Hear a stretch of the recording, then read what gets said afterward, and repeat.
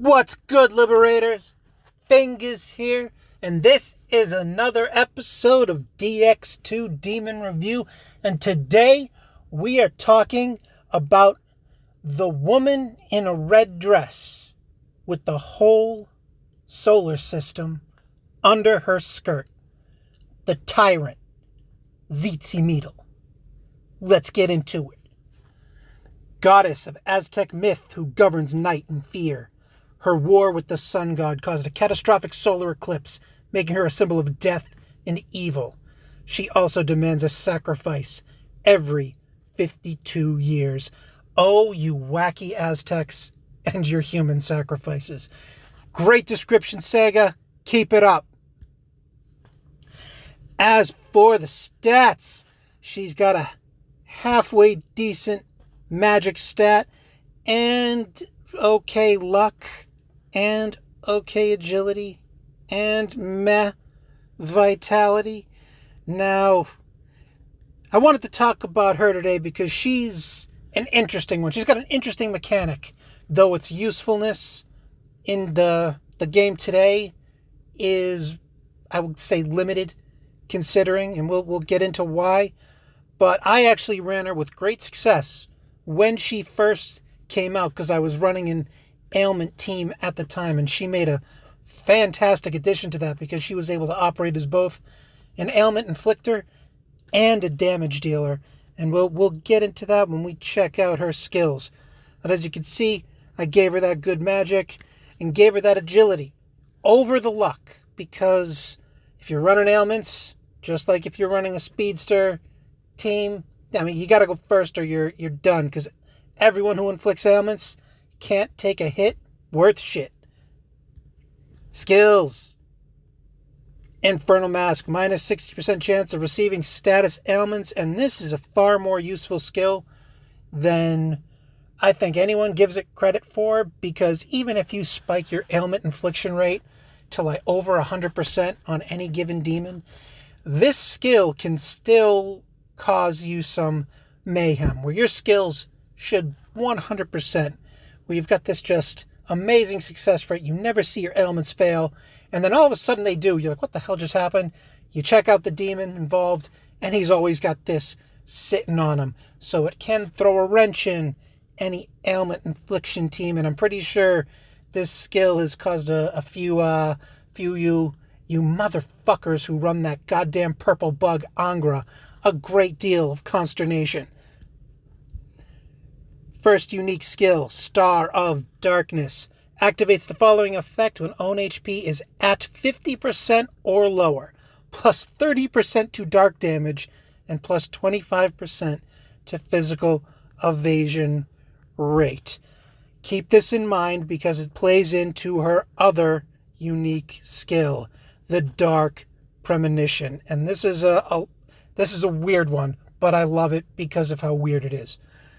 This skill becomes Disastrous Eclipse while own HP is 50% or lower. So this skill changes into something else when she's below 50% HP. Dark Premonition. 50% chance to inflict mute on all enemies. Then activates the chain effect, inflicting 51% fractional damage on self based on own current HP. Fractional damage will not be affected by stat, damage increase, or reduction effects. So basically, you use Dark Premonition, and she takes a 50% hit to her health. Bringing her below 50% health triggers her other skill, which I lost, and it's back, Star of Darkness, which, as you remember, plus 30% to dark damage and plus 25% to physical evasion rate. So, she goes under 50% HP, her darkness damage, 30% boost. Boom. Now, whatever could Dark Premonition transform into when she's below 50% HP? Disastrous Eclipse. Inflicts dark magic damage with a power of 100 with a Dark Pierce effect on all enemies. Enemies downed by this skill will not be able to revive.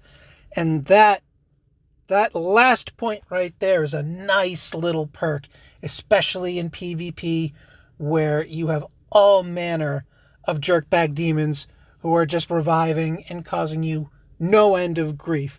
But that, I love this skill. I really love this demon, even though I don't use her anymore.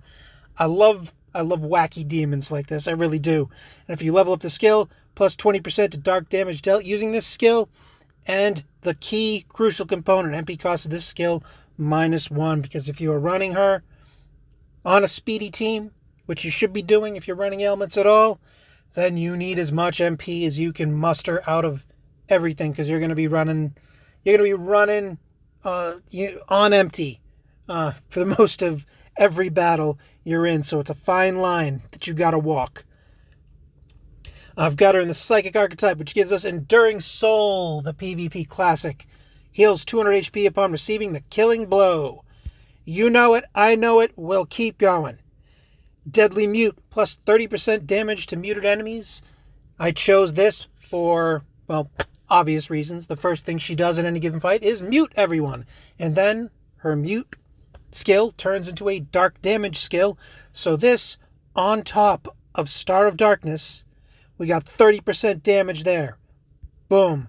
Deadly Mute. We got another 30% damage there. Boom. And finally, to cap it all off, the Dark Boost, 15% to dark damage.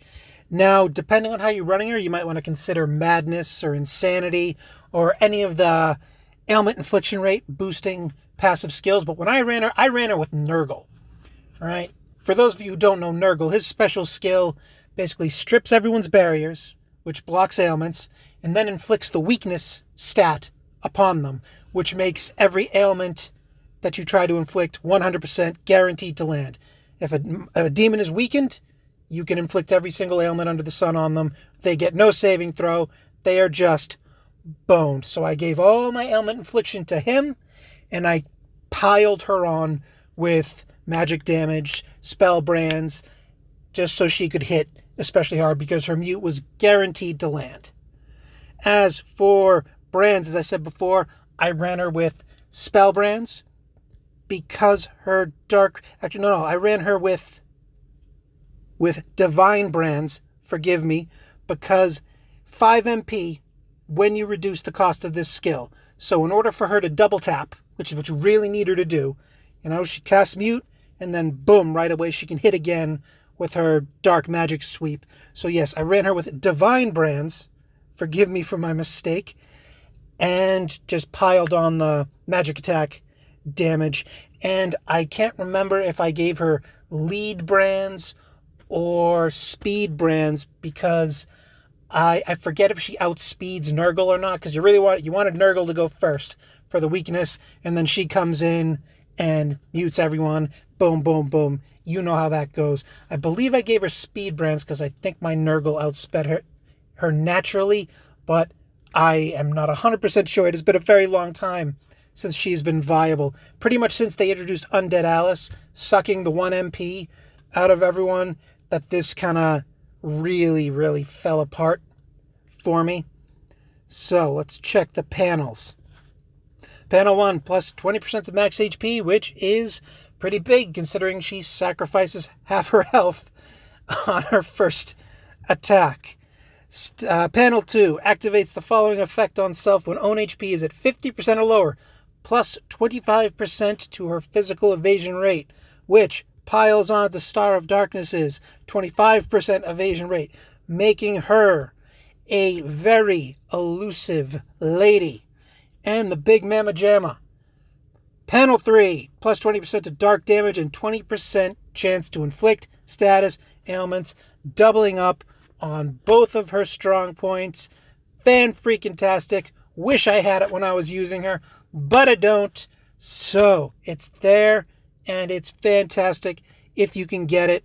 Although, again, I'm sad to say I can't recommend running her in PvP, and you'll honestly only get limited use out of her in any kind of PvE situation, because ailments are they're really only in play in PvP, to be honest.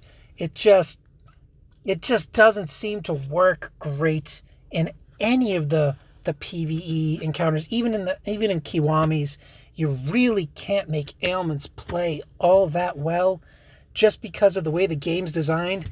the enemies you're fighting in PvE at this point are like level 70, 80, 90, and I do believe that the disparity in your level impacts not only the infliction rate, but the rate they heal from the ailments, the way they just auto-recover from whatever ailment you inflict. So it just makes it, you can't do it in PvE, but in PvP, everybody's level 50. So you can wreak havoc with your ailment team. And before we wrap this up, let us check her other archetypes. Where are you, Lady of Darkness? Origami.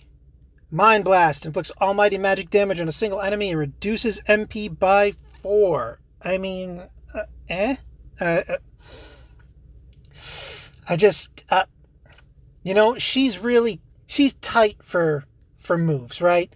You got her doing her mute thing at first, and then that turns into the dark sweep that you really want to hammer out there. It leaves little time for this. The reduces MP by 4 thing, that again is this kind of skill that reduces enemy MP is only viable in PvP. PvE enemies, they have infinite MP, so that will do nothing for you in that context.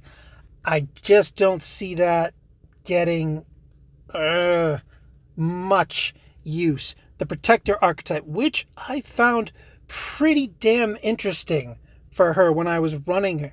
I thought about this long and hard because piling on an extra ailment that's in PvP, that's pretty great, because if you got one ailment on, you're in trouble. If you got more than one ailment on you, you are boned. So having her able to double tap here, you give her Divine Brands, right? Again, before Undead Alice. You give her Divine Brands. This costs 5 MP. Her Dark Pandemic costs 5 MP. You mute them, and then you hit them with this. Now they're mute, and they're bound in turn 1, because you got those Divine Brands on. You just were able to hit them twice.